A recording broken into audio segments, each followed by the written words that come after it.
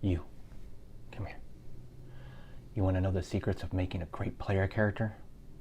I can help. Let's go. Welcome to We Talk D&D. My name is Ryan and I am your dungeon mentor through your Dungeons & Dragons journey.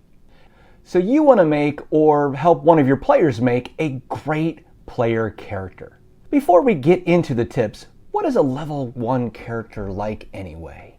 I like to think of a level 1 character like they have the fame or the ability level of your local high school quarterback or local saved someone from a fire type person. It may be due to skill or your character acted in a way one time that your town thinks is pretty great.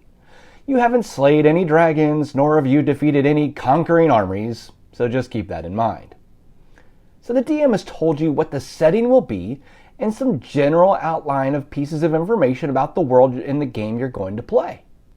I'm going to assume that your DM hasn't excluded too much like a super low magic game or humans only type situation. So my first tip, have the goal in mind. The goal is a player character with good roleplay potential, has a story to be developed, looks enjoyable to play for you, the player, and will work well within a group of an adventuring party.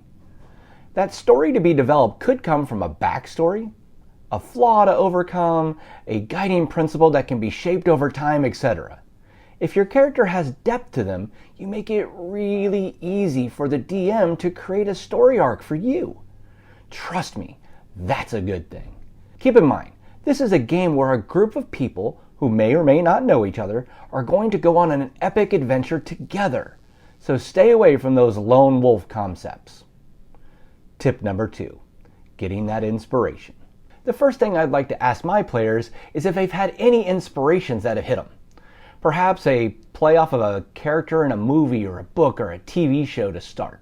Maybe you want to play something where you can shoot lightning out of your hands like Emperor Palpatine. Or you want to change into an animal like Professor McGonagall. Excellent, cool. If not, no worries. If you don't already have an idea, check out the background section in a player's handbook or online. Inspiration will come.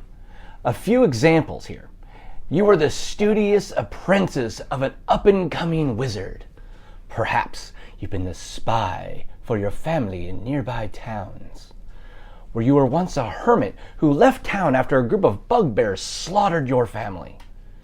Inspiration might come from how you want to fight in combat. Are you wanting to be in the front, punishing your opponents who oppose you? Or perhaps rushing in to defend your friends? Perhaps you'd rather stay farther back. Survey the situation, then attack. All that attacking not your thing? Perhaps you see yourself supporting others, controlling the action, or healing the wounded. How much magic would you like to wield? Alright, so we're getting a base character going. Let's hone it in. You've just decided on what your character can do. Now, tip number 3, figure out why your character wants to do it that way. What's driving them? Is it pride, worry, a sense of right and wrong?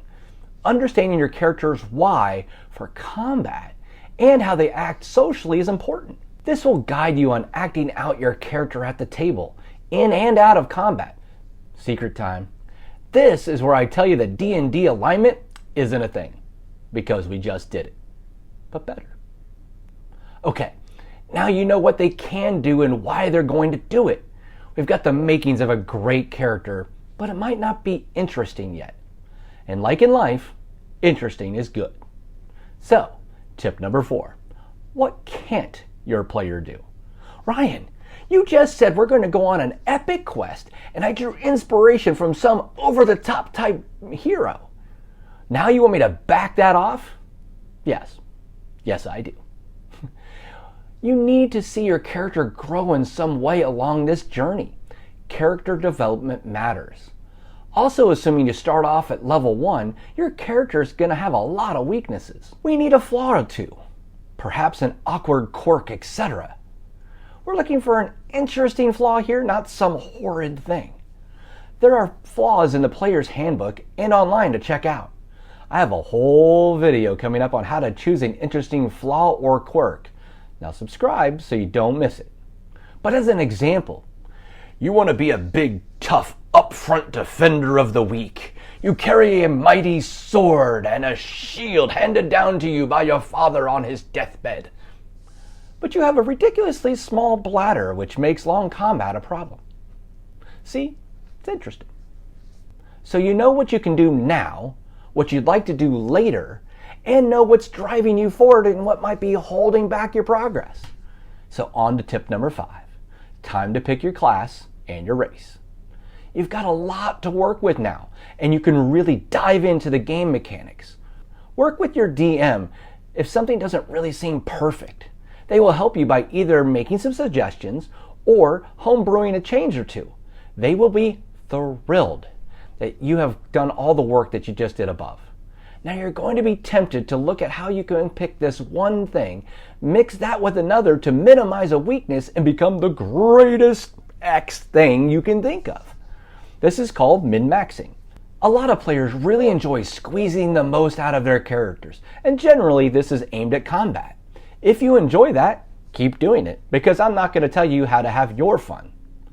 My advice, however, is to not be too concerned with the min-max.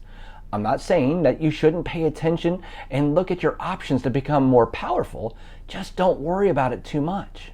A good DM will see the power each character has in the party and balance things out in general.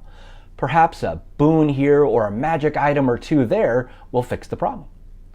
Campaigns are built on balance and character limelight sharing.